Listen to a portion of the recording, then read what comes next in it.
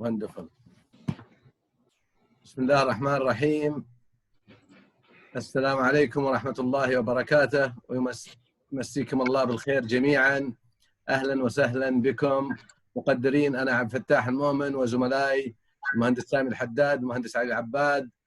نقدر لكم الحضور وللضيوف الشكر لقبولهم تلبية الدعوة في تاسع لقاء من سلسلة لقاءات اتيليه العمارة، ثقافة وعمران وحرفة وشريكه المعرفي الجمعية السعودية لعلوم العمران. وضيوفنا لهذه الليلة ننوه أن هذا اللقاء سيكون باللغة الإنجليزية لهذه الليلة. اسمحوا لي يعني أن أقدم باللغة الإنجليزية. Good evening, ladies and gentlemen. Tonight is our 9th virtual meeting of Atielيه ARC platform. Our guest speakers tonight are JUAN, MULLERAT, the founding principal, and GEORGIADIS, the project director of Plusurbia, Miami, Florida. Plusurbia is an ensemble of design and engineering practices founded on the precept of collaborative creation, putting people first. A finely tuned design firm of interwoven talents, academic interest, and professional strengths. The studio was launched as an experiment to marry context-sensitive urban design with planning, architecture, and mobility. In just over 10 years, Plusurbia Design has become a leader in its fields of expertise, receiving dozens of national and international awards for city building, placemaking, urban design, mobility, and economic development planning. The studio has worked extensively in Asia, the Middle East, North and South America, revitalizing neighborhoods and designing new cities, improving the built environment through calibrated interventions at many different scales. The firm's slogan is, our passion is design, our goal is to create places with lasting values for the communities that they serve. Before we start, may we kindly and for better reception ask all dear audience to mute their cameras and mics. Also, we kindly ask all to prepare their questions and share with us at the chat box. We shall attend at the end of the presentation to them. Likewise, for those who wish to interact through an audio note, they may kindly raise their hands at the question and answer session following the presentation.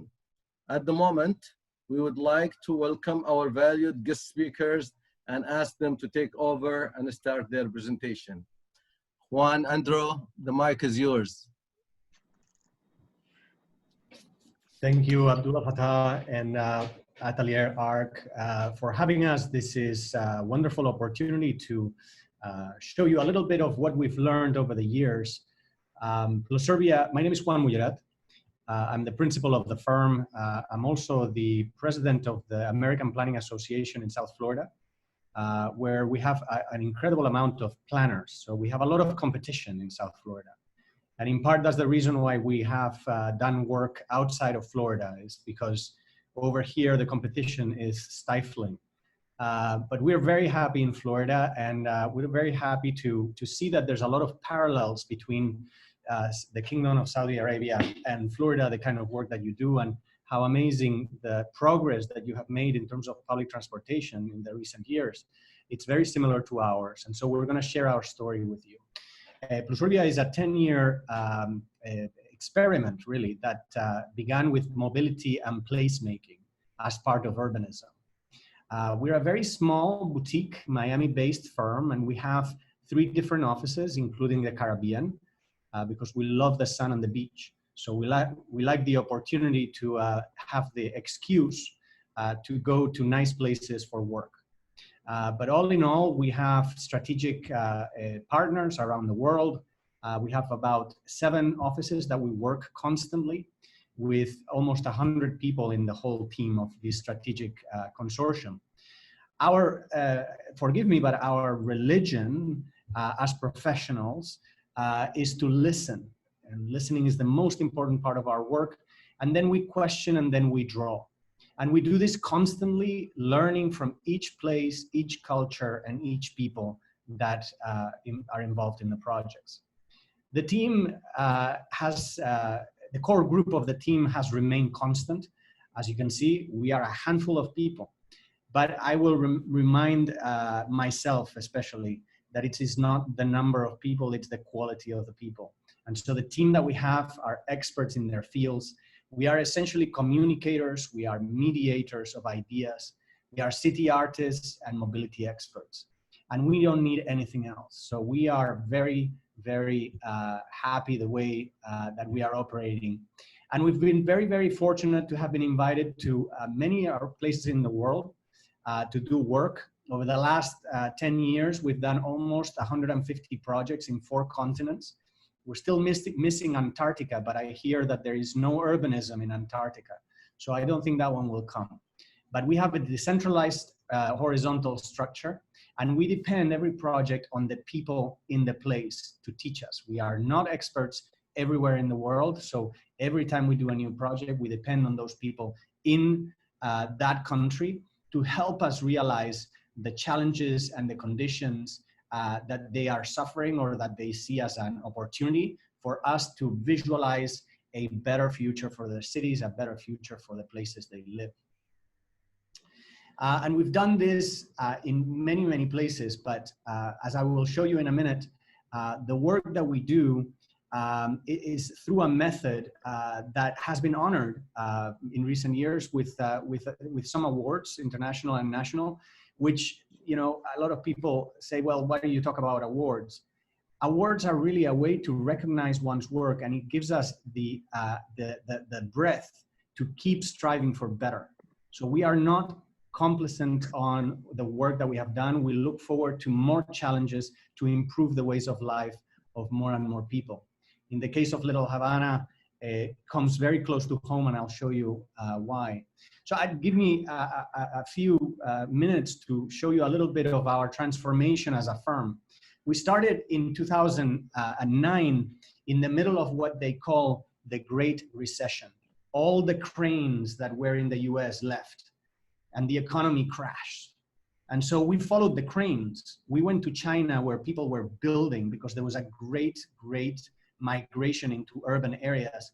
And little did we know that the kind of projects, this is 2010, the kind of projects that we were going to be doing, in this case, a new city in Chongqing for healthcare and the age in place ideals, had a lot to do with mobility and transit-oriented developments. In fact, this one that you see here, we didn't think much of it back in 2010, but it was the beginning of the Chinese expansion of high-speed rail. And this is a completely new city that we designed from zero. And as you can see, the axis, it is integrating nature, it is integrating the station into the urbanism. And we did this constantly. And within the last 10 years, we've worked in over 24 cities in China, big and small, designing high density of neighborhoods and towns to capture that migration that has been happening from the rural areas into the cities. And back then we understood that it wasn't just about planning, right? It was also about the architecture and about, more than anything, the behavior of mobility, which is a result of a well-orchestrated project, considering not just the 30,000 feet above our heads, but also how the detail at street level is put together. And if we sacrifice that detail, that scrutiny, it will be disastrous for our city building. So the architecture is extremely important. The way the buildings, as you can see in this image, meet the street, provide shade, the landscape, the way cars park, that has been our interest for 10 years. And we have little by little begun to really unravel the way that these things are put together into transit-oriented developments. Nowhere is more evident than where we have projects where two modes of transportation meet each other. In this case, high speed and the waterfront, right? Changing from land to water. So from China, we've done work in Oman, in the US, in Latin America. The way that one connects, the way that one walks, transfers from different modes of transportation is essential way of moving, is essential to our projects. And the architecture is also important. So we depend on the local architects. We don't know everything in the world, and we don't pretend to. We're not one of these boastful architects that says, I will do everything for you. We don't. We work with local architects in every project. In this case, the architecture was done with Chinese architects in one of our projects, which needs to be iconic. It needs to be memorable. It is, in this case, in the South China Sea, and as you can see, the architecture is very culturally related. In 2015, we realized that, we enjoyed working abroad, but we had big problems in Miami. The main problems in Miami were transportation, mobility, and the way that we honestly did not care about our streets. So we started working with the planning departments. We started working with the departments of transportation to transform these streets with transit-oriented developments. And one after the other, we realized that there were opportunities for developers, for places, for people to live close to transit and have other methods of mobility. So we got into infrastructure. This is one of the projects that we designed a couple of years ago. One of the, it's the largest park. It will be the largest park currently under construction with this bridge right at the entrance of Miami. Worked with several engineers to put this together. And not just the infrastructure, but the architecture that comes with it. You can see at the end of the slide, that's downtown Miami with Miami Beach on the left-hand side, and the TOD that connects the North Corridor, which my colleague Andrew will show you in a minute. But this was systematic. Everywhere we found a need, people yearning to have the option to move in a different way that wasn't just a car. So little by little, we became more and more experts in the way people move, in the way people live, play, and work around transportation. So that essentially has become our focus. Our main focus for our office has been transit-oriented development, or what I would like to say, development around transit. I think that if you turn the words around, it is much easier to understand. This also an image that for our Hialeah TODs, which was awarded for the Florida Planning for Economic Development. And with that, this is a very brief intro of 10 years of blood, sweat, and tears, as we like to say, but a lot of joy. So in the last few years, we were very fortunate to have Andrew join us. Andrew is a long-time friend. In fact, I knew him before we started the office. And Andrew has been indispensable in producing and leading many of these TODs in our office, some of which he will show you today. He has a long-time career as an architectural designer, as a planner, and really, ultimately, Andrew, I'll leave you with a very good friend. So Andrew, take it away. The show is yours. Welcome, Andrew. Thank you. Welcome back. So, and on the next slide, please, Juan. What is TOD? Transit-oriented development, the big question.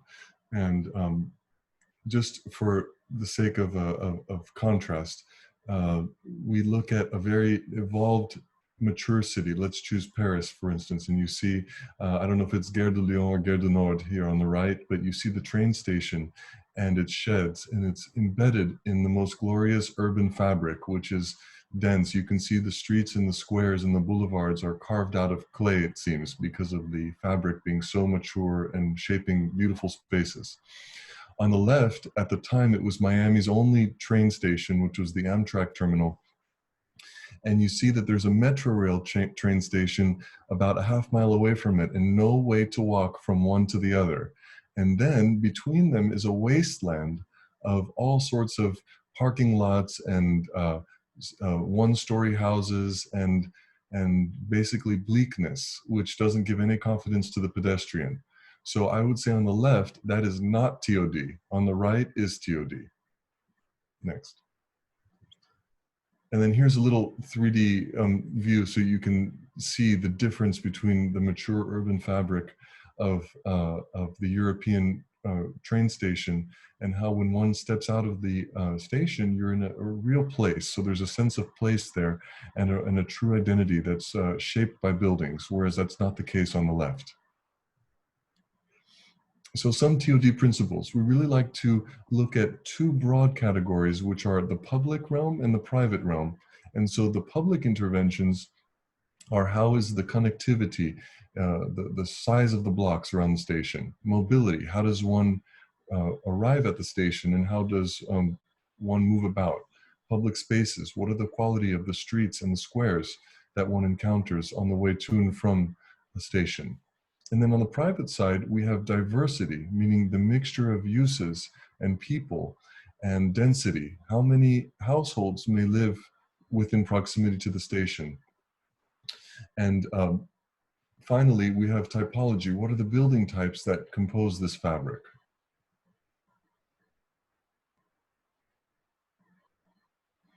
So, just one clarification. yes. Andrew, why you think Todd was associated with train station locations in this case? Well, can you Yes. Why Todd idea of Todd associated with the train station?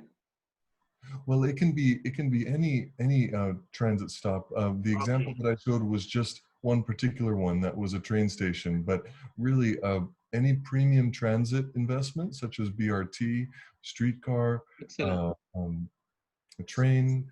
There are many different forms of TODs depending upon the mobility choice and the urban context. So if there is a bus station, you could apply the idea of Todd, yes? Certainly, yes. For instance, cities such as Curitiba in Brazil, where BRT was invented, the TOD that is for BRT, which is rubber wheel bus, express bus, was really explored in the 1970s and 80s when that first BRT system was constructed and repeated all over the world. Yes. Excellent. The other clarification, why you think TOD as a special parameter in the cities? Does that affecting economics, people, attracting of people, real estate, mobility as whole?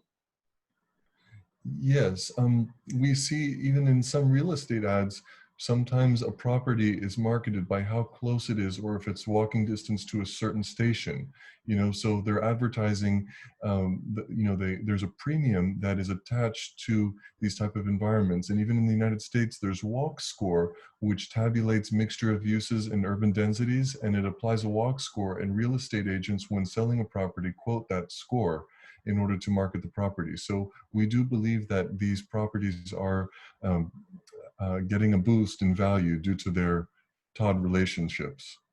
Excellent, good job. Thank you. And so, as you know, you've embarked on a fantastic kingdom building project, which is reinforcing the non-automobile movements, both citywide in terms of the express rail service with the help of the Spanish system, and also, not only are you linking the major pilgrimage sites in the capital and Jeddah and all of the new cities with high-speed rail one segment at a time, but also I wanted to show you the next one, which is the metropolitan scale metro projects that are occurring, so that once one arrives in a city, one can circulate easily amongst the various sites, both residential and in employment centers and recreation.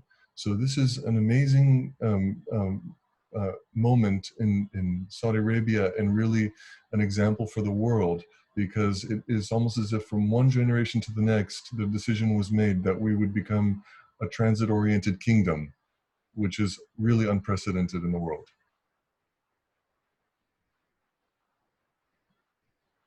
And so, as Juan had mentioned, we really love studying the fabric, the tissue of the city, and examining both from that airplane scale and then going down to the street level and really examining the detail.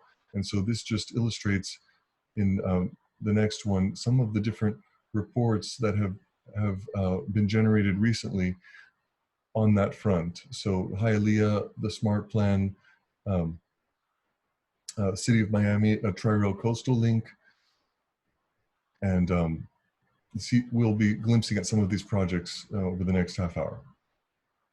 So this map shows in the United States and Canada, and in Mexico, we have a continental-sized, underutilized rail infrastructure. So we have thousands and thousands of kilometers of abandoned rail right-of-way. So it's really a tragedy because some of these are, you know, the tracks are already in the ground and they're not being used to their full potential. So although rail is busy, in freight, not as much as passenger. In Florida, right now, the state is seeking to reconstruct its rail system. And so we have investments, which you see on this map, occurring both in the private and the public sectors, such as Brightline, which is Virgin Trains by Richard Branson, and other public sector investments that is beginning to form a skeleton of a rail system. This is an example of the TOD, or part of the TOD, being built in Miami's downtown called Miami Central, and that is the terminus of our higher speed rail system by Virgin Trains. And in this case, the skyscrapers are in the station. And but it need not only be skyscrapers. There are many examples in which the scale is much more intimate and walk-up scale. So higher density, but at a lower scale of buildings. And these are from different projects. So station area typologies. TOD takes a different format depending upon several different factors. What is the metropolitan context, and what is the mode, and how many modes are crossing at a certain area? So in this one part of the line that we're examining, we see at least 3 or 4 different station types. The downtown, which is a regional metropolitan hub, midtown, which is a more community, modest scale hub, and then finally, the one to the right, I believe, is Little River, which shows a more neighborhood scale station. And so each of these have different implications in terms of their density, their height, and their attributes. So in the downtown one, we look at the concept of last mile. I don't know if elsewhere in the world they're saying the last kilometer, but what that refers to is the ability of one to walk or to access other destinations once we've arrived. And sometimes this is the most difficult trip of all, and the one that can discourage somebody from actually making the trip in the first place. So if the last mile isn't wonderful, they often want to drive. And so we need to make that last mile wonderful. Next. And so this is the Tri-Rail Coastal Link. As you see, we're going to skip about at some of these different stations of Miami and North Miami and Aventura, and show a few different lessons from each of those in the presentation. And so this shows that multimodal necessity. So this one from Aventura shows the pedestrian and bicycle access. So this would fall within the public realm interventions, examining how does one approach the station, not only by automobile, if you're going to park there, but how would we walk to it? How would we bike to it? Or Uber, or whatever the method is. And so how comfortable and safe is that ride? And then identifying obstacles to that safety and that comfort, and showing how to change that over time.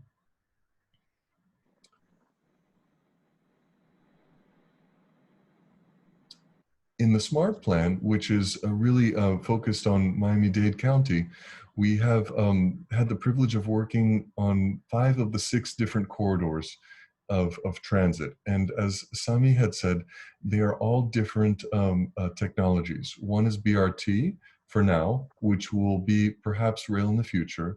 Some of them are commuter rail, elevated rail, and there's even streetcar involved in rubber tire trolleys.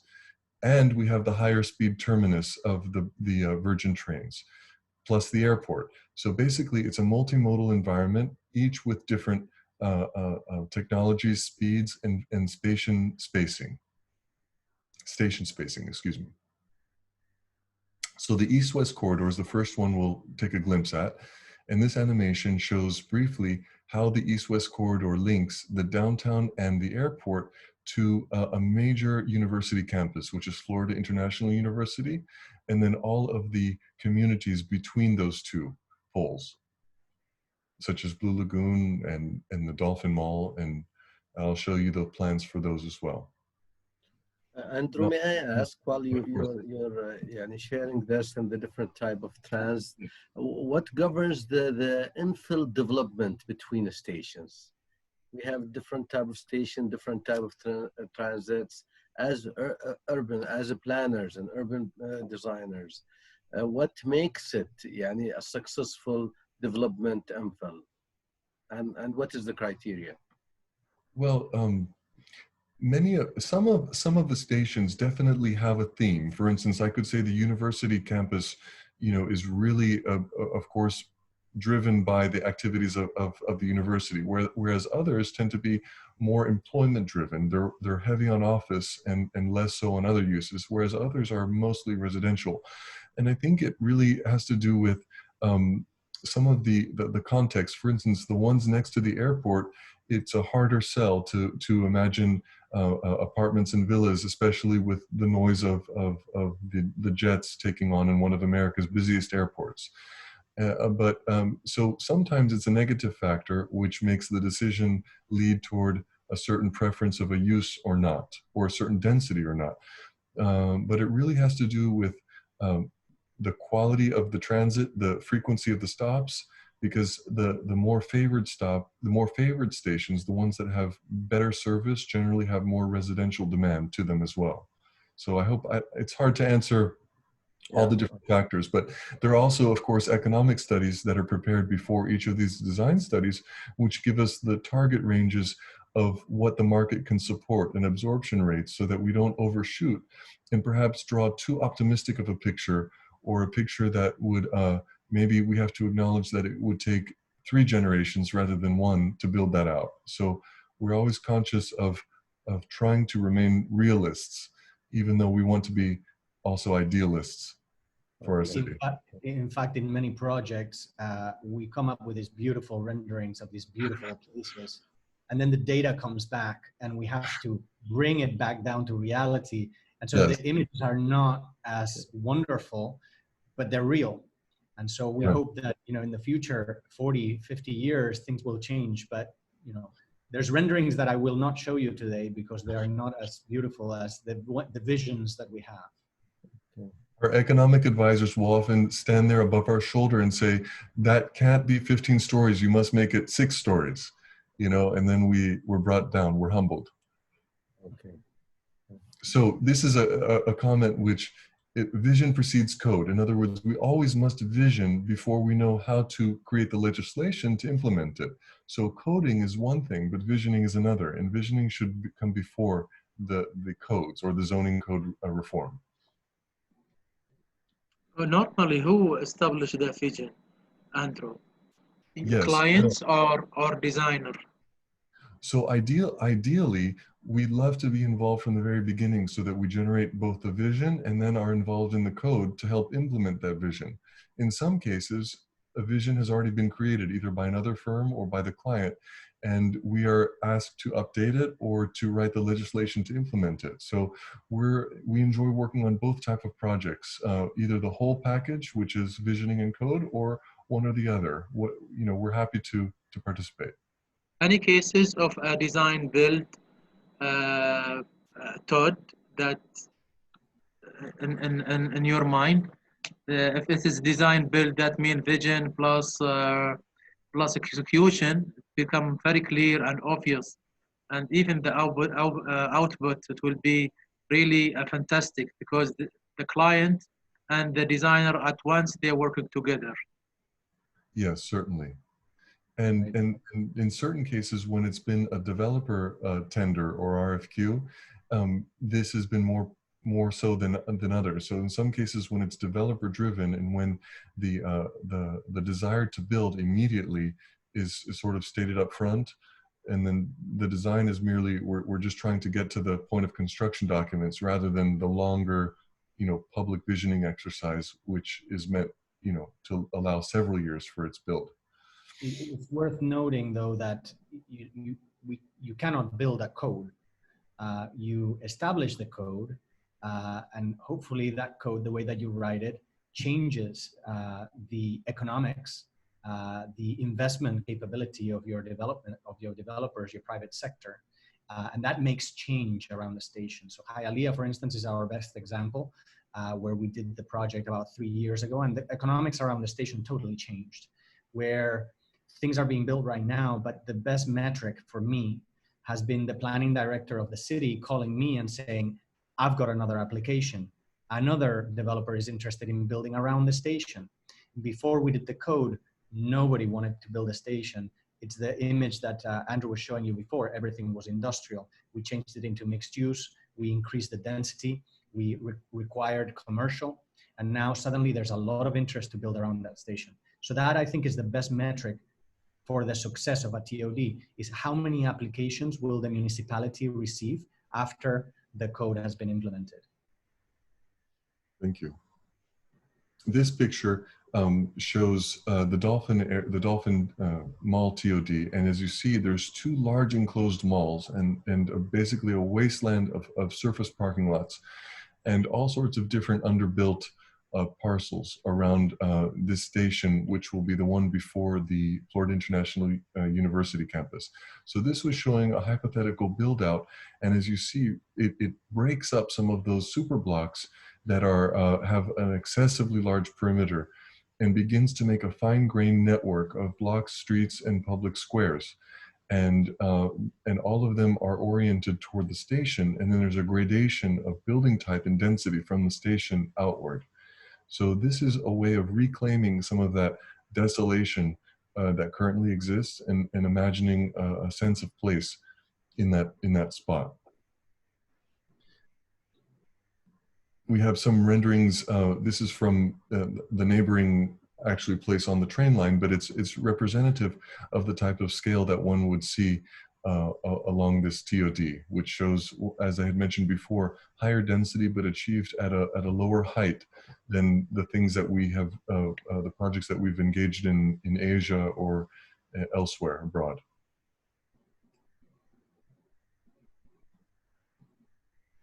And this shows that we're also interested not only at the higher view, but love getting into the details of paving schemes and landscape and the way that buildings interface with the street, especially at ground level, so that there's a sense of transparency and visual interest. And this one shows a shared space, which is very controversial yet in some places in the United States, but very common in other cultures, in which you remove the curbs and you allow very slow-moving vehicles to even mix with pedestrians in that sort of civilized environment. Do you see such practice more applicable to our cities? And so now, I probably had during our previous discussion on the main corridors and the transit street, maybe interstate kind of highway that cut cities, and how to make them. And I know we're talking about Todd today, but this is the sticky kind of street, the car relevant street is place making. This is what we all now thinking to kind of give back to our cities, to make them happier, more pedestrian friendly, take part of this car dominance.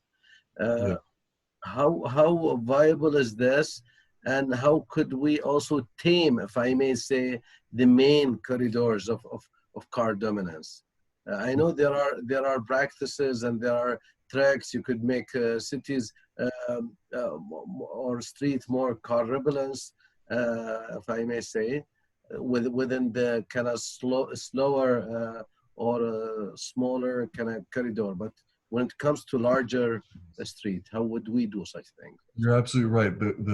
A very wide boulevard or avenue or highway retrofit is a much different street design problem than doing a capillary, a neighborhood shopping street or something of that scale.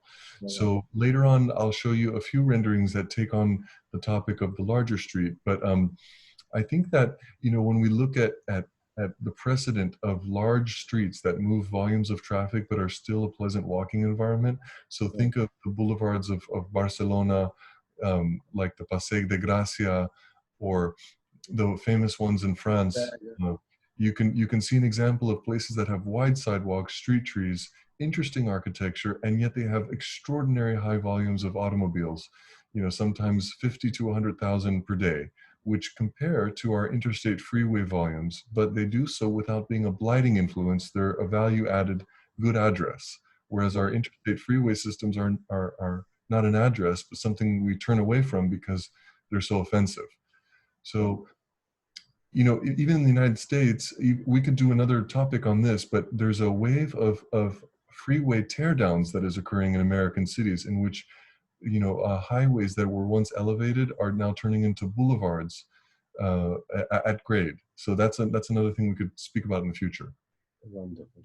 I think we may need, because I think this is a hot topic that we're really debating and discussing and trying to solve. Such example you just showed us in the previous slide can be very much tailored to many of our smaller street, you know, back of commercial street, barrel street, neighborhood commercial street, but also major corridors is a big issue that if we could come up with a solution that, as you said, more happier, more pedestrian apparently for the city would be great to complement the story. Yes. So then this is the Miami Intermodal Center, and it's a particularly interesting one because there are about 5 or 6 different modes converging upon this one spot. One is the airport itself, which is one of the busiest in the nation and services all of Latin America, direct flights to Europe, and etc.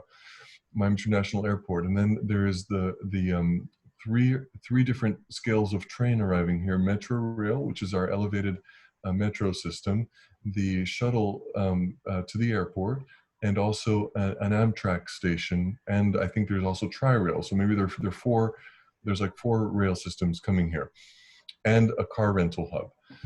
So this was an underutilized piece of industrial property that was located immediately to the east of that hub. And this study was looking at how that could be reclaimed to create you know, at least 20 blocks of urban infill and redevelopment opportunities that is geared toward those who wish to be near the airport, both for employment purposes or even residential in a limited fashion.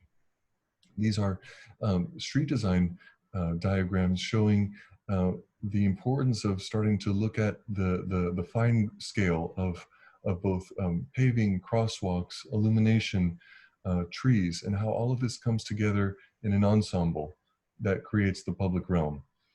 And I don't know if this was the right place to talk about it, but nighttime experience is important.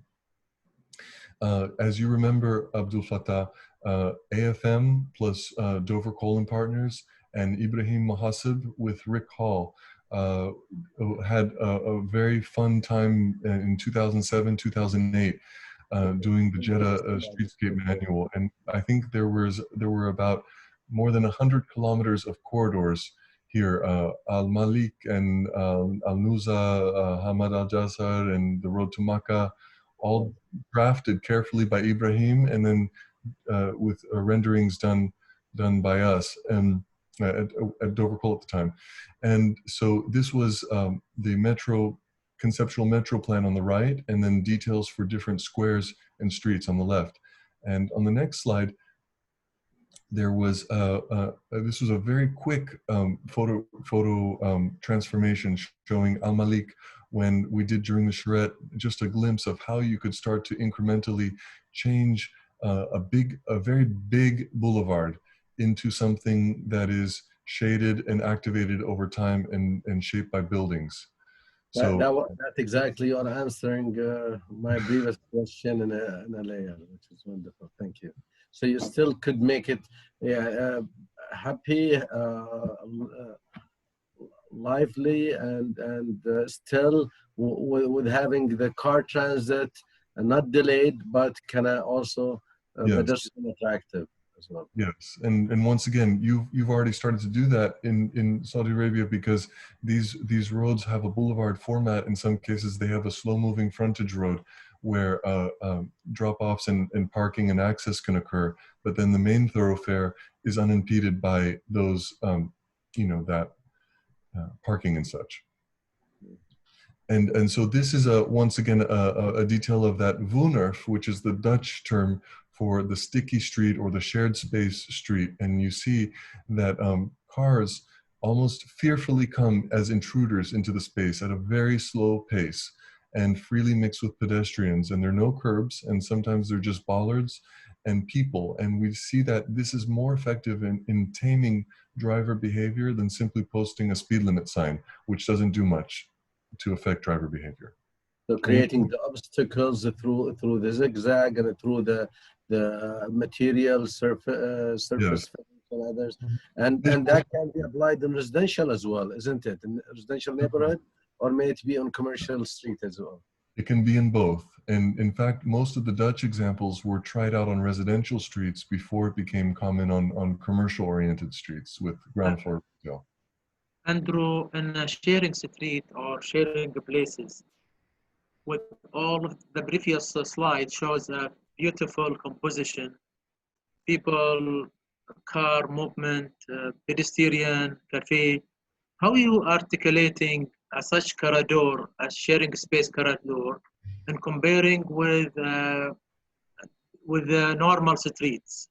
How do you apply the safety on that corridors? You're right. This often provokes a lot of anxiety by the traffic engineers and other stakeholders with whom we work, because when they see a curbless street and they say, you mean the cars are going to go right in the middle of the dining? And they can't believe it. It's one of those things where it's counterintuitive, because the fact that it's a perceived danger makes it safer. And the whole notion of visual friction and the anxiety, the healthy anxiety that the driver feels while going into this type of space, is the very thing that makes us tap very lightly on the gas pedal rather than step hard on the gas pedal. So it is a hard sell, and we often spend a lot of time working with the traffic engineers and even sometimes having to travel with them to show those who are approving such a street to let us build one. We have to show them examples before they let us build one. How do you composite the team to design such corridor or streets with pedestrian streets? How do you composite? So, what is the discipline? Whom the disciplines? Engineers, for planner, urban designer, landscaper. How do you composite that team? Yes, so on the public realm designs, especially where infrastructure is prominent, we always work with a qualified engineer, and particularly an engineer who is revolutionary and progressive, because there are, of course, some types that are very uncomfortable with these, what is to them an exotic cross-section. And so we like to work with those who have for whom this isn't so exotic and this is rather normal. And so they can articulate it easily to those who will be asking approvals. Any guideline for this process? Any design guideline that you follow within for this process, or is it depending on experience? Well, we draw from experience, but we also love looking at different manuals, like the ones that we've talked about in previous conversations, the context-sensitive solutions manual, and also a series of manuals which Rick Hall, I think, had been, he was a contributing author to it, who worked on the JETA project. And then there's also the NACTO, National Association for transit officials, I believe. So the NACTO manuals have 5 or 6 sub-manuals, such as planning for bikes, planning for transit-oriented streets, planning for accessibility. And those manuals are excellent because they show best practices that can be adapted. The dimensions can be adapted for different communities, but the cross sections are all rather good in those manuals. And Andrew, if I may ask, well, also, since we are still in this slide, which we all love to bring or kind of convert our street into, we were talking about, you started about the anxiety that people may build with, and having the cars kind of really still there, but we don't trust them. But the one more challenge that I always think of when looking at street solutions, especially with our existing cities, is the current parking solutions and moving cars from store frontage, Yes. and accommodating them somewhere with the traffic solutions or alternate solutions to make this more pedestrian, more cleaner, and so with having car only moves when needed and as needed, but it turns into pedestrian. So where those cars will go, where the parking, what kind of parking solution you envision from past experience? Well, you're absolutely right. In creating Park One's environments, we always look at ways that parking can be threaded artfully into the community fabric. And this type of street that you see on the screen is really the exception to the rule. Most of the streets would be normal streets that have maybe on-street parking. So one row of parking at the curb behind, in front of the row of trees or street furniture. And then so the default condition usually is parking at the perimeter of the block, and then at the center of the block, hidden from view, supplemental parking, either in the form of a surface lot or a garage. And in places where the land value justifies it, occasionally we get to draw underground parking, but that's a little bit rarer in places because it's more costly, of course. But I'm sure it's easier when you take over from vision to coding, and then you place the coding for how parking is treated and hidden or kind of still satisfied, but is not too far, but is not in the front, isn't it? Forgive me that I changed the slide, but this is another example of the same street, which was the one that was preferred. If you can see on the left and on the right, you see a change of pavement, which is a flexible space for parking or for walking. And I think that the word flexibility is extremely important, because one of the things that I want to make sure that it's very clear is that even though we're talking about TODs, and the access to the station is one of the most important things. So the redesign, what we call the rebalancing of these streets to allow for flexible access for non-motorized transportation, meaning bicycles and pedestrians, is extremely important. Why? Because most people that access a station do not come by car. And those that do have direct access to that, what we call park and ride, which is large parking garages. Now, that doesn't mean that you don't put parallel parking on the streets, as you can see in this image. We have that flexibility. And I think, again, to allow for more pedestrian activity with the ability to keep the car in place, I think it's important and it's worth noting. That just takes me to another, I mean, more related subject within this kind of space, urban space and placemaking. It's all about the urban ingredients, if I may say, on those within the MPhil. That makes this more kind of user-friendly, user-happily, you know, the different elements of the space, and you know, different, probably a corn cellar or you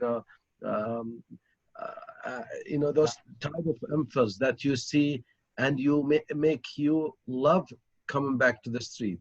How do you look at this versus the codes, you know, that kind of rebuild them from happening? Well, we'll touch soon on some form-based codes examples as the implementation for this type of development right at the end of the presentation. Would it be okay if I talk about? Sure, go ahead. Andrew, before you move on, I am not savvy enough, but there's some lines that somebody drew on the screen. I just want to make sure if somebody that's tech savvy knows the technology, can we delete those lines? Oh yeah, there's a green scribble. I didn't put it, I promise. I didn't either. but Okay, maybe someone younger than me that understands the technology. Okay, maybe we can move. We'll try to fix it while you guys moving. And Okay. Clear. Clear all Go drawings. to next slide. Go to next slide. So will be clear. it has gone. Okay. Yes. So this one is the Fort Lauderdale station for the Bright Line or Virgin Train higher speed rail stop. And there was also a planned streetcar that is now on pause due to financial reasons, but we were enlisted to help Kittleson do the form-based code for the downtown core of Fort Lauderdale and surrounding neighborhoods. And so this is an example of a code which looks at both the regulating plan of the zoning districts, and on the right you see what is called the ABC streets map. And so in a code, it's always important to acknowledge which streets are of the highest priority that get the best treatment, because not every street in the city can be great pedestrian frontage. Some are more messy, some are more utilitarian, others are more geared toward pedestrian and shopping. So each street has a different context. What you see in dark blue are also the super blocks that need to be cut up or in which new connections needed to be added. Then there are several pages that show the different cross sections that are envisioned on a street atlas. So then you would see how the streets ought to be rebuilt in the future in order to reinforce the pedestrian comfort and safety, and also ease of access to the transit. And finally, then there are building typologies or building types, and which would have the dimensional requirements so that we would be able to compose that fabric with buildings of varying height and varying scale that meet the density requirements for that transit investment. And these are samples of the building type recommendations. And these are also ones for transparency, because nothing worse than walking along a blank wall, which happens a lot in our country. And so we want to avoid blank wall syndrome so that safety and visual interest can be encouraged by having lots of transparency, especially in the first 2 floors. Day and night as well. I mean, and And also, at night, yes. So we call that CPTED, Crime Prevention Through Environmental Design, CPTED, which is a series of principles that we look to thwart antisocial behavior and crime through good design. like bank designs. New bank designs is all about full transparency for security reasons. What is minimum percentage of transparency typically in code in urban streets? Generally, in ground floors of retail environments, it tends to be a minimum of 50 or 60% glazing at the ground floor. But in residential and office upper floors tend to be less, usually 15% minimum, 10% in some cultures, depending upon the climate, of course, and the local building practice. But we see that there's a range of percentages really depending upon the use and the desired, building articulation. And then, of course, there's recommendations also on making sure that street trees have a longer lifespan by looking at proper planting regimens and other details so that we can keep that important feature of the pedestrian comfort intact, which is the tree, in the urban tree. So there's specific trees, if I may say, are more appropriate for an urban space than normal trees. Yes, particularly trees that tolerate a lot of foot traffic along their roots, and those which can sometimes be drought tolerant in case watering isn't occurring as often as it should be. And so a series of factors will lead us to choose one tree over another. Sometimes it's, even goes down to how often the tree sheds its leaves, so that it's not too messy of a tree, for instance, and many other factors would lead one to choose one another. That's where you need an expert landscape designer with the team. Certainly, yes, a local landscape architect will help us to be species sensitive, because sometimes if we land in another place and we don't really know yet, even if we thought we've researched it, we really need somebody local to help us understand it.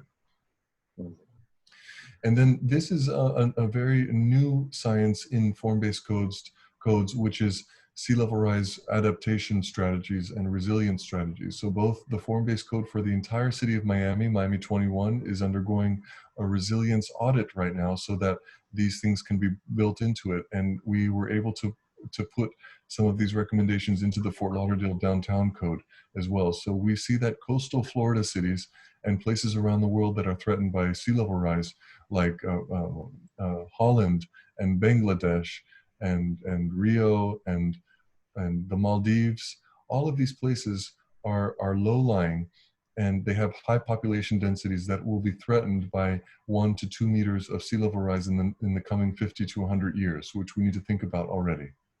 Would cities like Dammam or Jeddah have to consider such a threat, probably even in the long run? I believe so, because I believe, like, I remember when I was in Jeddah, we had the heaviest rainstorm of the year, and because Jeddah has not a stormwater system, there were trucks that had to suck the water from the edge of the streets in several districts. I remember the trucks going by, and is that still the case in Jeddah? Things has improved. Still, they are working on it, and hopefully they good solution. But I'm talking. Let's look at Dammam. If it may have a better, even efficient system for storm drainage, would the sea rise be a threat, or that would require to do sense and assessment and so before to do so? I think, I don't know what is the elevation of Dammam above sea level. I know that Jeddah along the Corniche is in some cases less than 2 meters. And so Jeddah definitely is threatened along the Corniche, but I don't recall what the elevation above sea level is for Dammam. You would know better than I do about that. Approximately 2.5 to 3 meters in some locations, yes. And we're anticipating within 50 years that it would increase 50 centimeters approximately. I see. So it's similar than in some places, some parts of Miami, in which at 2.5 to 3 meters, the groundwater is also becoming higher as the sea level puts pressure on the ground aquifers. So we're seeing that the ground is becoming more susceptible to flooding even in fair weather times because of that phenomenon. So I don't know the geology of Dammam, but I imagine that it could be like a sandy substrate similar to maybe Miami's, and so maybe it is under threat as well. Finally, this is very near the end of the presentation. These are a few renderings done for zoning studies along that 3-county northeast corridor. And this is Wilton Manor showing a potential station location, and then the ability to redevelop and the surrounding properties to add density around that station and new riders and new residents. What is the minimum length of the corridors, Andrew? Like this project now, let me know what is the minimum corridor to call it corridor and make impact. This is one. The second, how do you call the owner around the corridors for improving buildings and increase the densities and that's properties? So basically, the first question is how do we determine the amount of land that's studied around each station? The length of the corridors. Okay, if you're giving corridor, is there any minimum length for it? Well, no, this one is a very long corridor. It's actually hundreds of miles long, and it has two different speeds which will be accommodated there. So one is a commuter rail that has very frequent stops, and the rest in the higher speed express train, which accelerates to up to 120 miles per hour between cities. And then some of the stations have both the commuter and the higher speed, but the commuter rail is only about 50 miles long, and the other one is 280 miles long. So really, it's two different size corridors. The east-west one that we had showed you previously for Miami is only about 10 miles long. Juan, am I correct? Yes, a little longer than that. A little longer. So you know, I think that the question that's most important, which is related to what you asked, is the distance between the stations, which then depends on the mode. Yes. So, Andrew, if you'd like to expand there, just well, yeah. So really interesting, depending on what you're looking at. So for the commuter rail, we're seeing there's most of the stations have, you know, a little over 5 miles between them. In some cases there's 10 miles, but then there's also the metro rail and certain parts of the heavier commuter rail which have as little as 1 mile between stations, like in the case of the Miami and Wynwood example. And then for the higher speed express train, we see a minimum spacing of 25 miles between cities. And then there are 50 to 60 mile stretches like the ones before Orlando, which have the fastest cruising speed because they have a longer stretch without stations. Yes.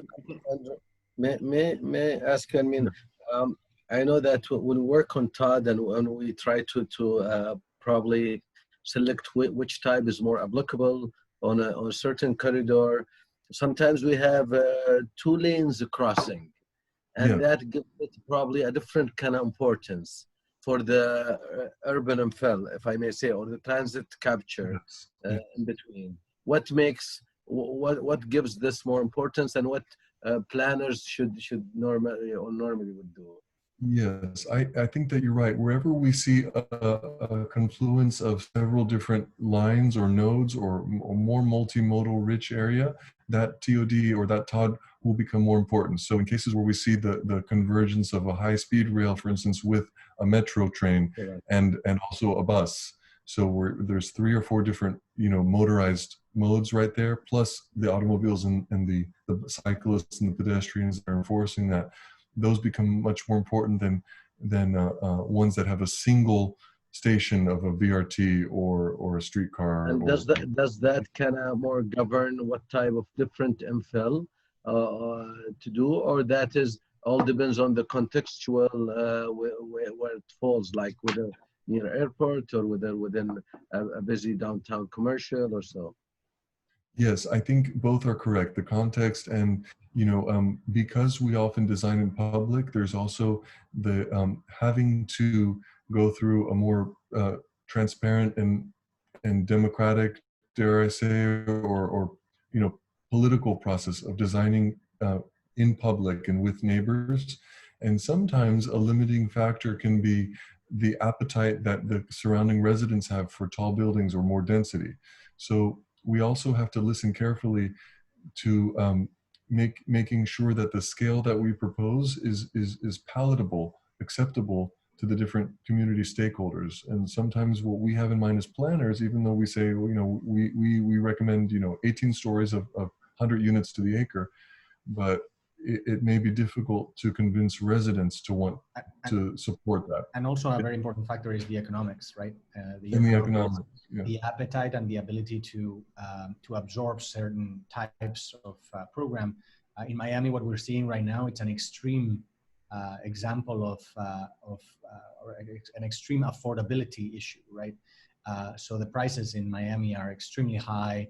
Most of the product that was being produced still today is luxury, so that leaves very little room for low and middle income. So these TODs are an opportunity to also build smaller, right? Build in places where you don't need a car. A car, in many cases, if you are in the unaffordable bracket, I guess, that makes more than half of your income owning a car, between the insurance, the gasoline, and the car payments. So you live in a TOD, you don't need a car. You don't need a car, you can pay a little more for your home or for your food. And so Miami is an extreme example of the affordability crisis that we're living in. So that is also something that the cities in the Miami area, in the South Florida area, are looking into. How does TOD improve affordable conditions along corridors? So that's also from a political and an economic standpoint, TODs can bring a lot of solutions to cities. Great.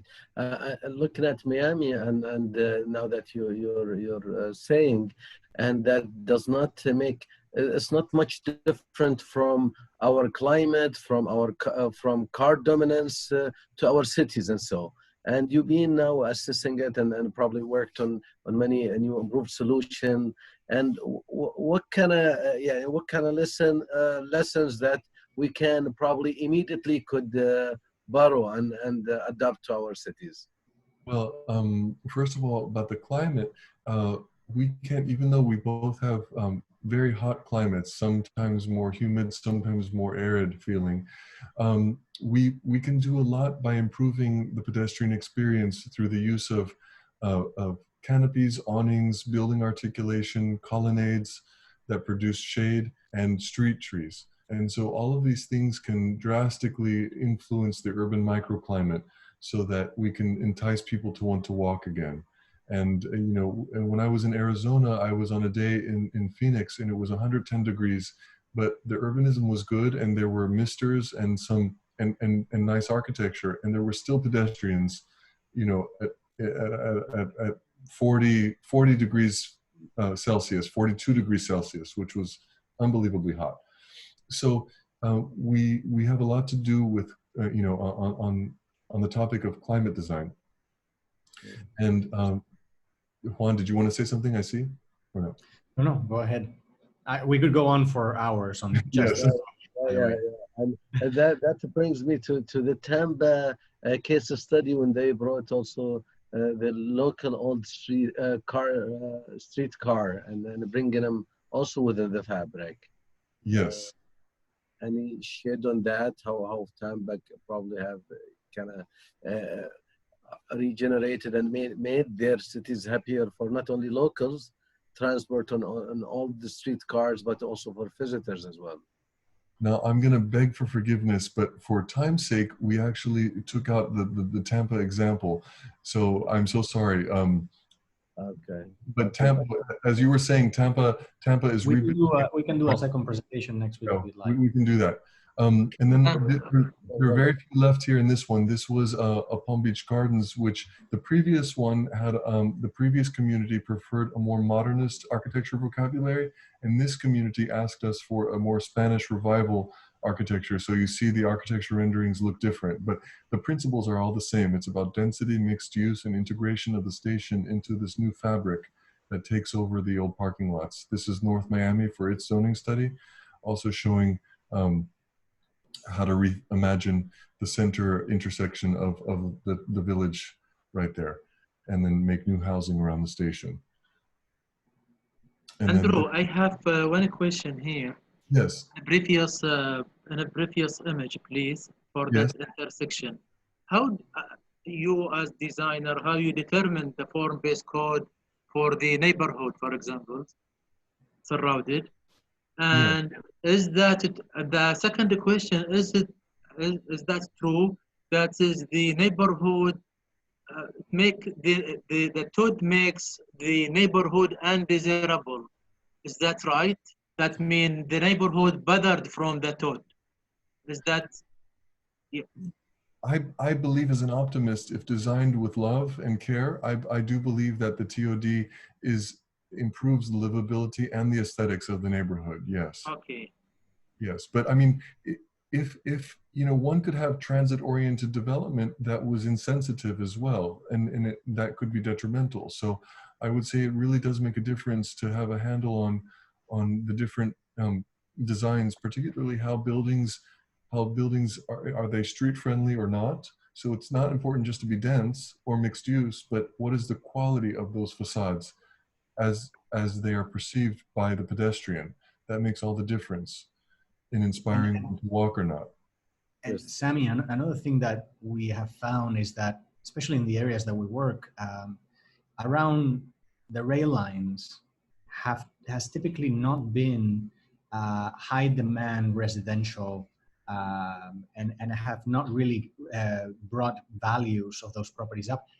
That's something that's changing right now. Being next to the station is actually, as Andrew was discussing earlier, an improvement. It is actually desirable, but it hasn't been for many decades. So typically you have, and I'm showing this slide because as you can see, the quality that you have here is not very residential-like. You don't have many people that are against the improvement of the area. So going to your second question, you asked about whether or not we had a lot of pushback. We do, sometimes we do. In many cases, they welcome, especially through the visualization that Andrew was discussing before, they welcome the improvement, right? Because they improve their values. So going to your second question about the form-based code, which I think is extremely important. The first thing that we have to consider is the value, right? People are concerned about what they own and how the value of what they own today is going to increase tomorrow because of the project that you're showing them. So our baseline for TOD is always what people own today. Not in terms of value, but in terms of volume, in terms of square footage, in terms of their ability to develop. So let's say that they can develop 2 stories. That is our baseline. We cannot do less than that because that would be considered a taking, which is in US law, it's illegal. So if you take into, sorry? You mean reducing property rights is a taking, right? Reducing property rights, which is our taking. And so we start always with those 2 stories in this example that I'm giving you. And then what we do is we typically, because of the TOD requiring minimum density and intensity to make it function and to actually... What is the minimum, what is the minimum density? That is a good question. Okay. Yeah, no, China 400 per hectare, but here in Florida, for example, or such a project that we now are seeing. So, Andrew, would you like to take that one? Yeah, it's funny because before the presentation, Juan said they will ask what the minimum is, so you better be prepared. So of course I'm not prepared.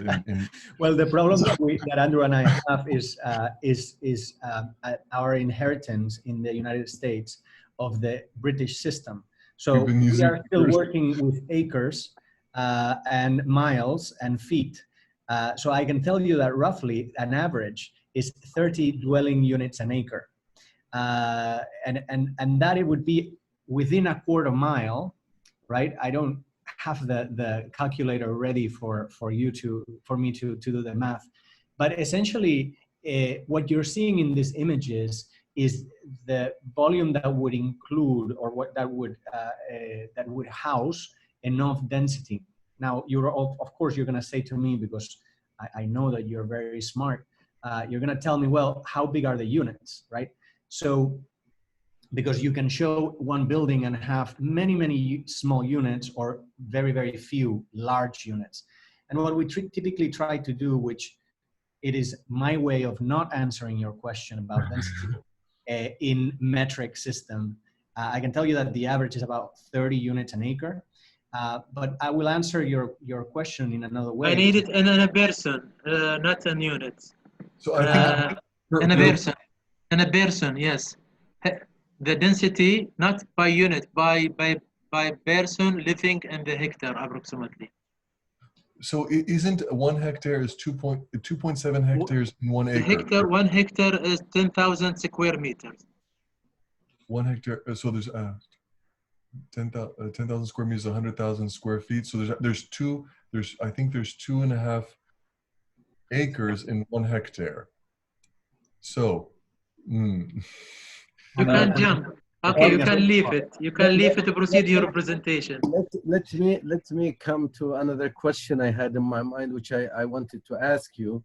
I know there are different means of transit within the TOD, but is there like an optimal grid or distance between 2 stations within a type? How do we calculate that or govern so that? in extreme densities, for instance, I'm going to tell you in New York, in some platforms, when you put your head out like this, you can see the next platform. It's so close. Okay. Meaning the subway gets out of the station, it's already putting on the brakes for the next one, because the densities are so high that the station is almost spaced at less than a half mile in certain cases. The density what governs primarily. Yes. The and distance If we are retrofitting to an existing automobile-oriented city, what we do is we look for the logical nodes that have already started to emerge in the growth pattern and let that be the driving factor. And then if once we can establish, sometimes those occur at regular intervals already, like based on the mile or the half mile because of the underlying street grid. So we look for those nodes in which they're already emerging. And then if we see a very long stretch in which there's nothing for some reason, we do propose one to interrupt, between those two. So there's all different methods. I would say the method differs if we're retrofitting an automobile-oriented city or if we're putting transit in an already dense walkable city, it would be different. The one thing that, Sami, I was going to add earlier with regards to the discussion about density is that, of course, density, there's minimums that we go by to be able to provide enough ridership. The other thing that is also very important is the diversity, which is one of the principles that Andrew introduced at the beginning of the presentation, diversity of housing. So to give different options to different people in their stage of life. So young people only, who are single require very small units. And then as you grow your family, you require more units. That diversity around a station will make it the monoculture not so stifling, right? So you give them opportunities. That diversity is just as important as the density that you provide around a station. And I think, Sami, you had also asked about how to involve the owners at TOD. So yes, and the participation, how they, is there any participation from them that you conducted, for example, for participation, what they want, what's compromising them, yes. Okay, if you go to existing location, how you are going to change the form-based code of that area, what's the process when they change it. There is a lot of involvement at the stage of form-based code, maybe before you putting the outline of the urban design within the context. Yes, so in many, yes, sorry.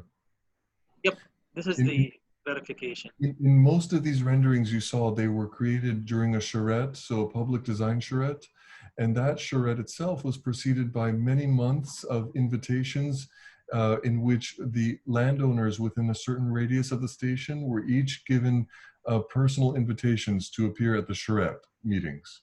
Okay. And so those stakeholders then were, first we ask the question of what do you envision for your property? Then we look at the question of what does the zoning allow and try to get a sense of what the future ought to be.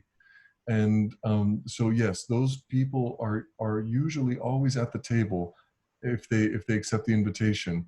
And then there are follow-up meetings in case they didn't appear. We try to give 2 or 3 opportunities to engage the owners and stakeholders in that public design process. Thank you. Will you proceed? Yeah. I'm sorry. You can proceed the presentation. Yes, there is some questions, but we will take them after the presentation. Sure. We're near the very end, and so this is the Tamiami Trail study done for the Sarasota form-based code, and in which there was a long stretch of properties that had been empty for many years because they're not market-based and they're very strict use tables that only allow medical offices there, but the market doesn't exist for that use. So we were proposing that the use tables be more permissive to allow commercial, residential, office, and other uses, and rebuild it along the transit line. This is downtown Hollywood. Also looking at the zoning, both the permitted uses and the densities currently on the law books, and searching for ways to propose modifications to the zoning code based upon the community vision. And that's what this was, a sketch during that exercise. And we are very grateful for having listened and paid such close attention, and for the questions that you will give us now. Thank you very much. What is an informative and interesting presentation indeed we had tonight. We gratefully thank our speakers, and now it is the time for questions and answer session from our audience.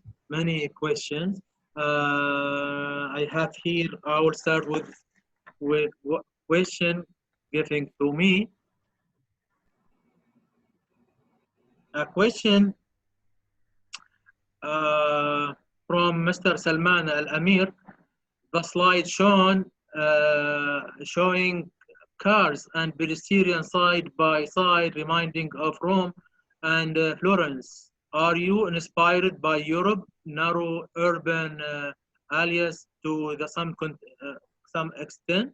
Are you in your design, are you influential by Europe because you're putting sharing streets, you're putting car mixed with pedestrians? Any influence from Europe? The short answer is yes. Okay. Europe is one of a very prime inspiration because many European cities have a very intimate scale that is pre-automobile. So even where automobiles have been allowed to enter the street scene, they've done so in a more tamed way than American Sunbelt cities, which were built wholly within the automobile age. Good. But who may want to add to that? We want to take Mr. Ihab Al-Amri. He is urban designer. We would like to hear from him right now. Is Mr. Ihab? this our Ihab? That's our Ihab. He's here listening to you, and now he wants to jump in. Ihab, please. Hello, everybody, and thank you, Fatah and Sami, for this inviting our old friend Andrew. Hello, Andrew. So happy to see you. Yes, me too. So it is. Thank you for your nice presentation and for this interesting topic and subject that is really now coming to be a hot subject also in Riyadh first. Because Riyadh, you know, have started the metro station, and it's about to start the operation in the end of this year. Yes. My question here, or we have some consecutive questions.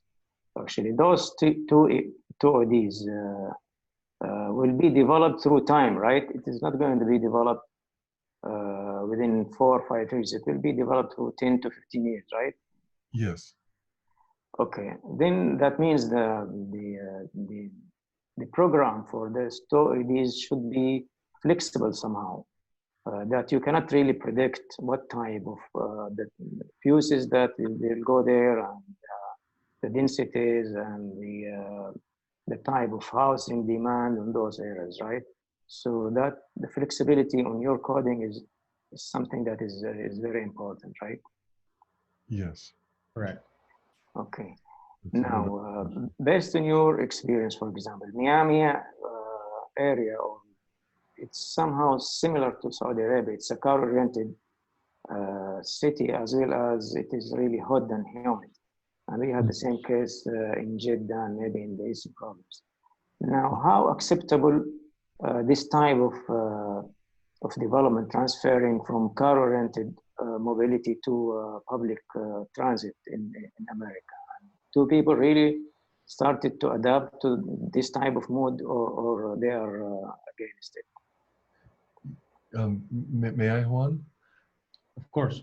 I'm gonna, before answering the question, I just want to tell you, one of our listeners, Cecilia Ribalagua, who's a high-speed rail and TOD expert from Spain, she provided the answer that your minimum threshold of 30 units to the acre corresponds to 80 residential units per hectare.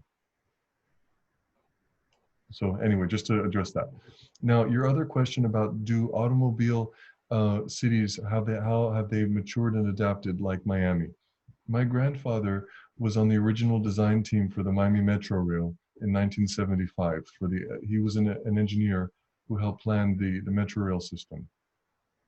And when it was inaugurated in 1982 or 3, I think, I remember he was so proud, and we would go on the train lines, and they were empty all the time. And the Metro Rail operated at great subsidy for a long time. And there were many American cities which suffered from empty train syndrome. They had costly new rail investments, and then they just didn't have any riders. And part of the problem was that when we looked at each station, with the exception of downtown, each station was completely a desolate landscape without residential density or mixture of uses. And so there were many people who refused to park and ride because once they get in their air-conditioned automobile, it's just easy enough to drive to the destination. So over time, though, I've noticed in Miami, where I grew up, that as the land development changed at all the stations and real urban density started to be constructed there, there has been a revolution. And in Miami, the Metro Rail trains are very full. They're not like standing room only like in New York yet, but they are, there are a lot of people. Sometimes it's hard to find a seat. And we've seen similar phenomenon happening in Atlanta, which is car-oriented, but has a metropolitan rail system. And we've seen that also in Los Angeles, which has set out to correct its car culture and become more multimodal, that trains are starting to fill up. So even in the car-dominated cities, we're seeing a shift away from, towards transit, away from the single occupant car trip. So I'm optimistic that a sort of revolution is occurring.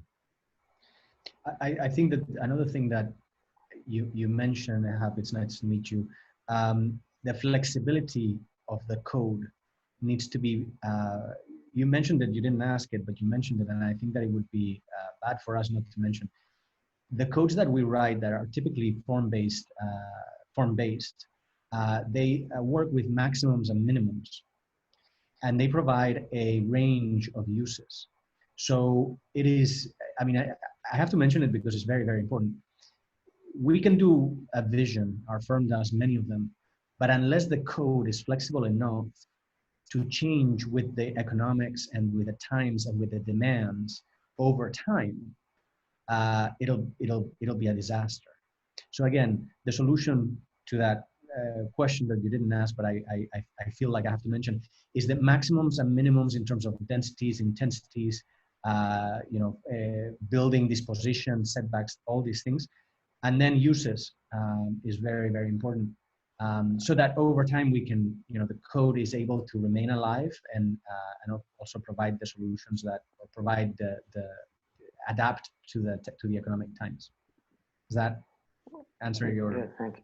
Yes, thank you very much. And what are the, if you'd like to ask about the benchmark example, TOD in Miami area, for example, that we can study and take as a good example? So as Andrew, if you want to take it, but I was just going to mention something to answer that. Miami, unlike many other cities in the United States, was founded really in the late 1800s. And so it started getting built at the early 1900s, 1910, 1920s. That's when it was being developed. Remember the Model T, the Ford Model T, the first mass-produced car, was in Andrew, you probably not remember the year best, but it's 1917, was it not? I think it's right before 1920. I think you're right, 1917. Something like that. I think it was somewhere around there. So we were building our streets at the same time that everybody in the country was buying cars. So we never had in Miami the earlier version of the city that allowed pedestrians to really move through the city, because engineers and city builders and architects immediately in Miami adapted to the car mentality. So when we are building, to answer your question more directly, when we are building TODs today, in other cities that we work, there is a mentality. Tampa, for instance, it used to have a street trolley. Miami also had a street trolley, but it was very short-lived. Miami is a very, very new city. So these TODs in Miami especially are extremely new idea. Like Andrew was saying, his grandfather built the metro rail, but really, Andrew, you have to admit, there was a metro rail, 11 miles long, but there was no TOD around it. Well, that's what I was saying. There's no TOD in the 1970s and 80s, nothing. Nothing was built. That opportunity was never built. Andrew, Juan, sorry, may I interrupt?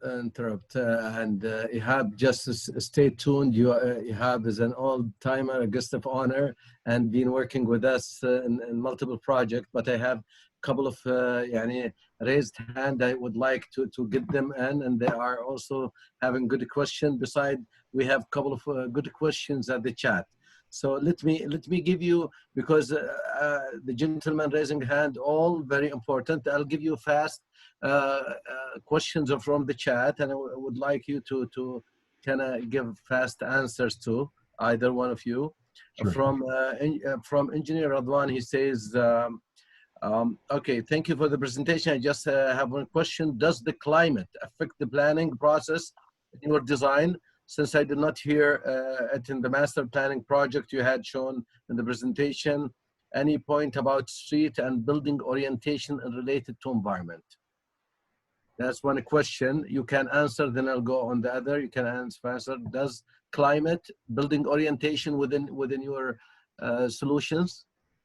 Absolutely. You talked about transparency within the podium. You talked this, but is that you talked about local solutions? Yes. Yes. Every TOD is different, right? And we look at landscape, we look at the frontage of the buildings, the awnings, and we were even talking about sea level rise, talking about climate, the most pressing issue. Andrew, please go ahead. And you talked about engaging local landscape designers so they can add values in this, and traffic consultant as well. And I'm gonna give you 3 little examples of climate planning, but not limited to these. This is just a brief example of how climate goes into coding around TODs. Miami 21, a form-based code, specifies a minimum ceiling height, because one of the ideas is to allow for cross ventilation and warm air to rise in units. And for many years in Miami, the ceilings were so low because it was only air conditioned. But then if the AC went off, the buildings are uninhabitable. So imagine now light and airy ceilings in new construction with cross ventilation, so that you can survive without air conditioning if you need to. Number 2, there's a maximum glazing amount on certain buildings, because some buildings were doing glass boxes and then having to tint everything because the sun is so strong here. So they were designing as if there was not a tropical sun. And then they were making the buildings black or tinted in order to make their energy models work. So the maximum glazing limit helps to avoid that problem by having buildings of a higher thermal mass with thicker walls. And then, yes? Yes, I said wonderful. I have another question. Sure. From Ms. Reem Bedr says, hello, nice presentation and rendering. What tools and softwares your company use? Fast. It's a mixture of digital and hand-drawn. So there's SketchUp, CAD, drawing, and then putting it in by Photoshop onto photos. And also, yes? I think the most important software that our studio uses that universities don't teach anymore is the pencil. Yes, the pencil is the most. And I've seen Andrew on them for long. Okay. Here I have Ghassan. Yes. Mr. Ghassan, please get in. Ghassan, you are welcome for your question. Yes. Hi, can you hear me? Sure. Loud and clear. Go ahead with your question. Hello, Ghassan. Okay. Hey, guys. Sorry, Hi. I came kind of late because I had something to do. But I got a question on the power of eminent domain.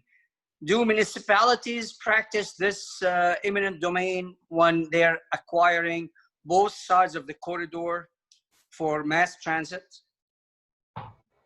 They do, but in some of the ones that we've shown, we haven't seen eminent domain used as a tool. The reason is that for the high-speed rail project by Brightline Virgin, it's a nearly 150-year-old Flagler rail corridor that was remained in the ownership of the railway since the 1800s.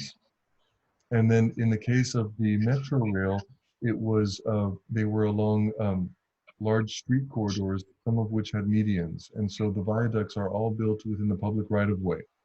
but I don't know if Juan knows a case of eminent domain, but I don't know of one in these projects. Do you, Juan? It is rare because it's quite controversial. What I can tell you though is in some cases in the North Corridor where more than one mode is coming, the high speed and the commuter, in those places where there's a station, they need to double up the rail lines in order to allow for trains to pass. And what happened, which was really interesting, is that the developers around it, because they wanted the station next to their property for property values, they actually gave part of that space because it was an interested in the property values. So, you know, if you find a good way, you have an issue like that, you'll find that in many cases, both sides of both private and public can work together for mutual benefit. Well, that brings me back to the next question. Do you guys depend on feasibility studies when you're massing or you're proposing the density on both sides of the corridor, or is it the other way around? There have been different ways. For instance, I mentioned earlier in the presentation that we all usually have economic advisors on the team that tell us a target amount of retail square footage, residential units and unit size, and other such metrics, so that we don't design just in fantasy world, but actually, you know, build out that economic forecast. And in some cases, when we don't have the privilege of working with one, they tell us, unleash your creativity and what's the maximum build out at this station, you know? And so then we have to trim it back once somebody else provides us with more limiting realistic constraints. So, you know, obviously it's nicer if you don't have to redo the work and you can know the constraints from the beginning. Shall I take this? Wonderful. Ghassan, thank you for being around and for a good question. Gentlemen, before we go there, we have Rahim and Dr. Atif patiently waiting to raising their hand. I have a question for you, and it's specifically being kind of sent to you, Juan, or both, either of you guys, but says a question for Juan. How is COVID affecting community density as we know it? What is the correct new density formula, either per square meter or per square foot? All buildings located on Brickell have maximum of a number of person allowed on elevators, etc. How does COVID make us rethink building design? This question from E. Ribstein. Yes. Wonderful question. I was wondering when the COVID question was going to come up. I was hoping that this was going to be the first presentation in months where we weren't going to have to talk about the virus, but I'm glad that they asked. Honestly, just like there's no vaccine, there's no real answer just yet. But we are working within the community of planners, not just our firm, but we have through our channels been communicating a lot about what is the right density and what is the difference between density and overcrowding, right? Yeah. Density is one thing. Another thing is packing people within spaces. So there's a big difference there. The other question that has come up, and I'm telling you, there's no right answer just now. There's just a need for rethinking of the way that we build our cities, and it's very fundamental. The other question that we have is, what is transit? What is the role of transit going to play in the future?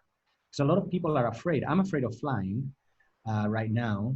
I'm afraid of getting into a train right now. And by the way, in Florida, we have 15,000 cases per day. Okay, so we are on the epicenter. They say that it's the epicenter of the world for the virus. So we are very fearful, especially in South Florida. The person that asked the question was very right. Brickell has high density. In fact, I would argue that there's no need around the stations to have that increased height the necessity to live in skyscrapers with elevators, which are small spaces, very scary right now. In the projects that we've done around stations, we typically try to keep our building types under 5 stories because we feel that there is a neighborhood feel and there's the ability to quarantine in the building block neighborhood scale. When you have skyscrapers, then it becomes a lot more challenging. I don't have a straight answer for that question. I don't think anybody does right now. But it is a very valid question, and it's something that we all as architects, you guys I'm sure as well, looking into right now. Very true. Thank you. And let's take Mr. عاطف. حياك الله أخ عاطف. Mr. عاطف الشهري. Hello everyone. Hello. Hello, Dr. Atif. Greetings. Hello. Dr. Atif, you unmute. Dr. Atif was muted. Unmute Dr. Atif, please. I've been muted by the moderator. Oh, no, my mistake. Go ahead. Sorry. Okay. I think it's afternoon now in Miami. So thank you guys for speaking to us from across the Atlantic. Andrew and Juan are, I think, the best prophets for the TOD philosophy, and I think we are all converted. It's logical, I think, but we are still struggling with it here in Saudi Arabia. I'm speaking to you from Riyadh, and I was really touched by the story of your grandfather, Andrew, and you. During your presentation, you answered most of my design questions, but and during your answers to other people as well. But I think we still have here in Riyadh, we are crawling, to be a TOD city still, with the development of our metro line, which is happening very, very slowly. The question, there are no questions, it's very hard to dispute any of the suggestions and proposals in this presentation, especially, the first and last mile and conversion of a street to be more receptive of pedestrian and all of these things, all great concepts.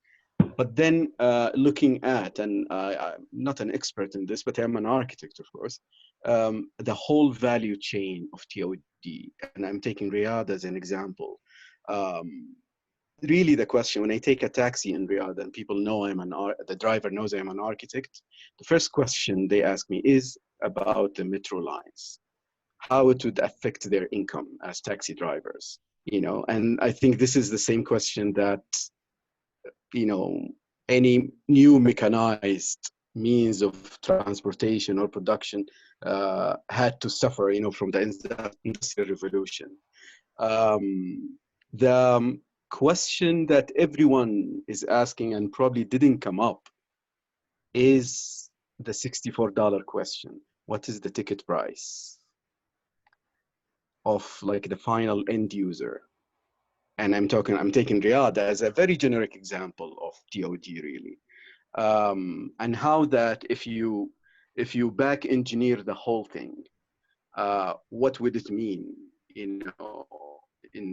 on the quality of design, on the coverage of the TOD development, on the amount of investment that whatever public authority is doing for the first and last mile and streetscape, and making the mobility and accessibility of these transportation hubs easy and affordable for everyone. The final ticket price is, it seems to me, from what I hear from people, is the real decision maker of whether they will use this new TOD. Of course, the city is promising, a TOD development here in Riyadh, for instance. And I feel no matter, we live, for instance, when it comes to the first and last mile, and you touched upon that at the beginning of your presentation, here in Saudi Arabia, we have extreme weather So even with extreme design, with extremely elaborate design of first and last mile, if you have the wrong ticket price, nobody will come. You can't encourage them, or you must bribe passengers to use in an extreme climate like in Saudi Arabia to use public transportation. And this, I think, I was inspired actually by the story of your grandfather and the empty trains. Thank you so much. Thank you. Thank you, Mr. Atif. Yeah. If you would allow me to respond, and just to continue regarding my grandfather, he used to tell me a story about the in the early 1980s and then beyond, about how the taxi lobbyists defeated the east-west extension to Miami Beach, which the engineering team had drawn. And they actually, a nationwide taxi lobbyist group converged on Miami and convinced the leaders to cancel that project because they said it was a threat to their income. So yes, this is, the intent is not to put anybody out of business, but we've seen that the taxi lobby has, fought Uber and Lyft and rideshare and many other things throughout the world also right now.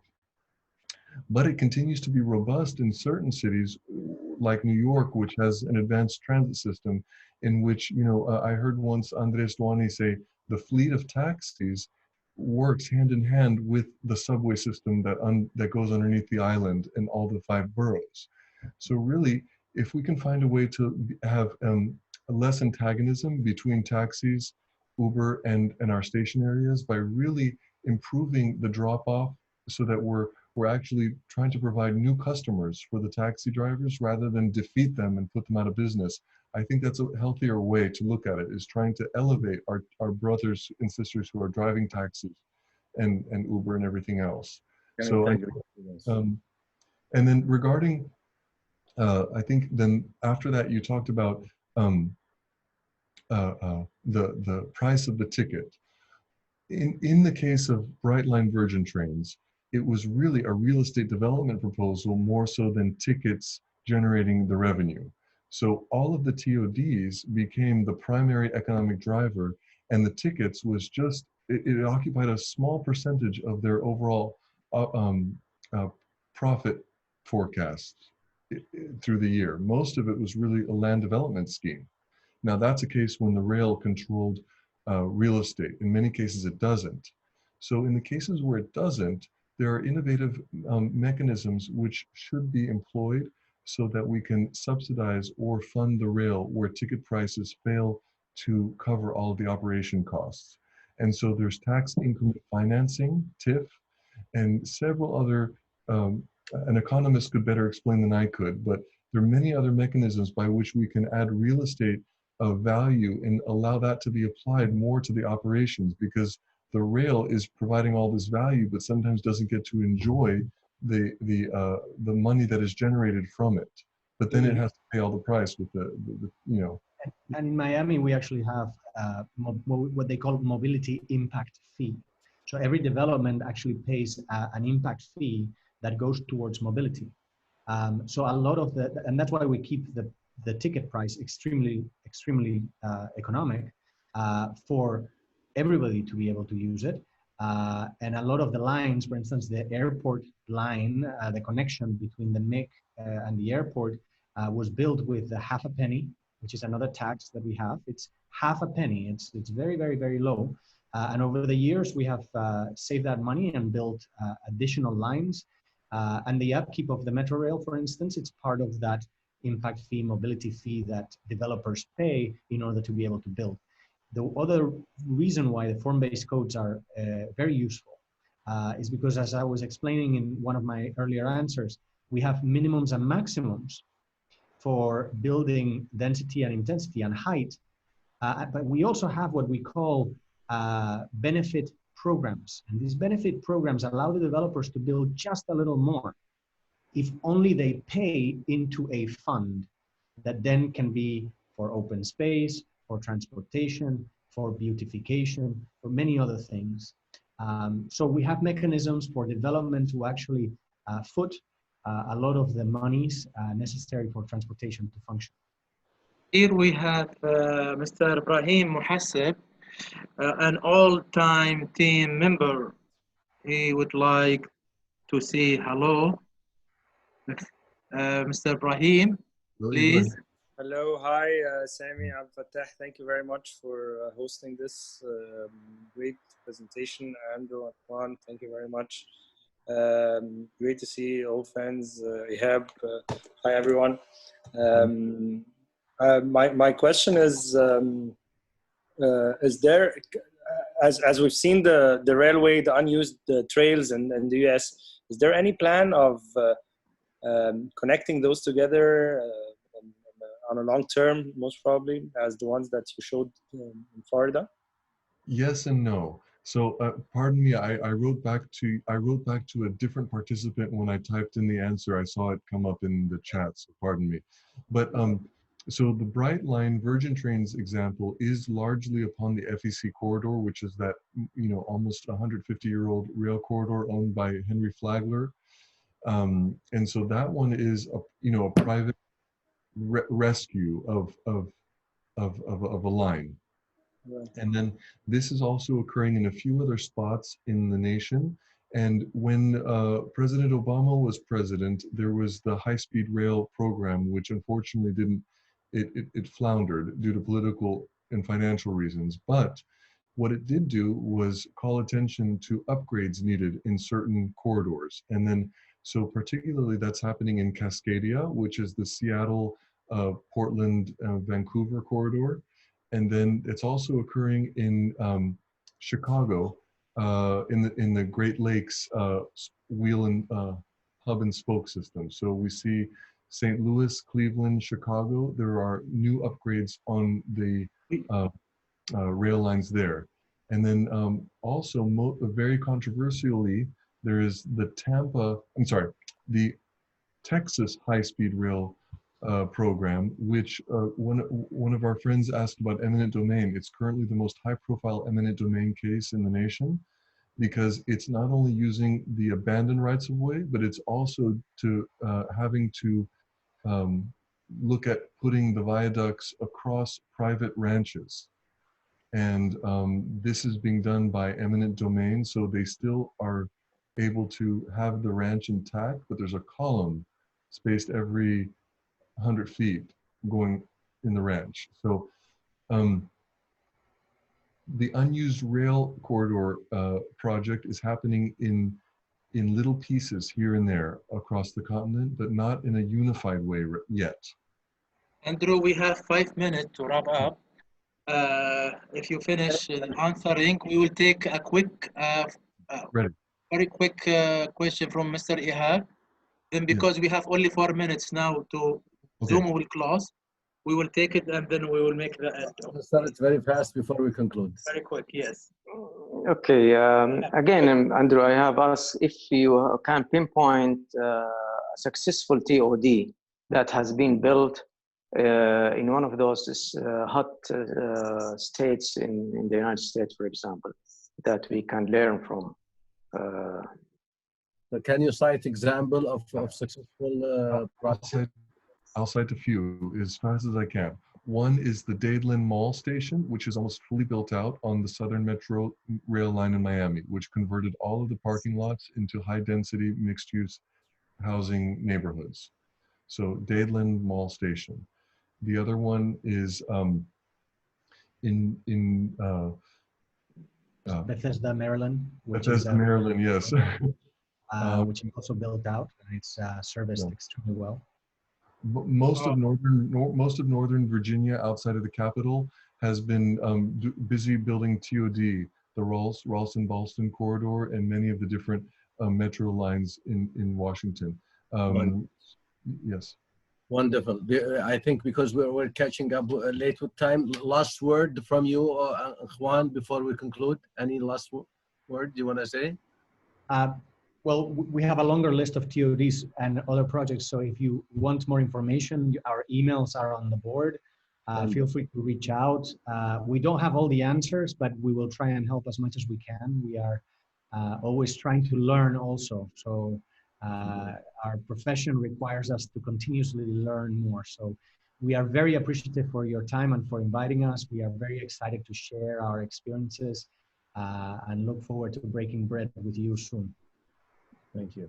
Andrew, I go. I couldn't have said it better. I'm very grateful to all of you, and my heart was warmed to see the friends of my dear my friends. Wonderful.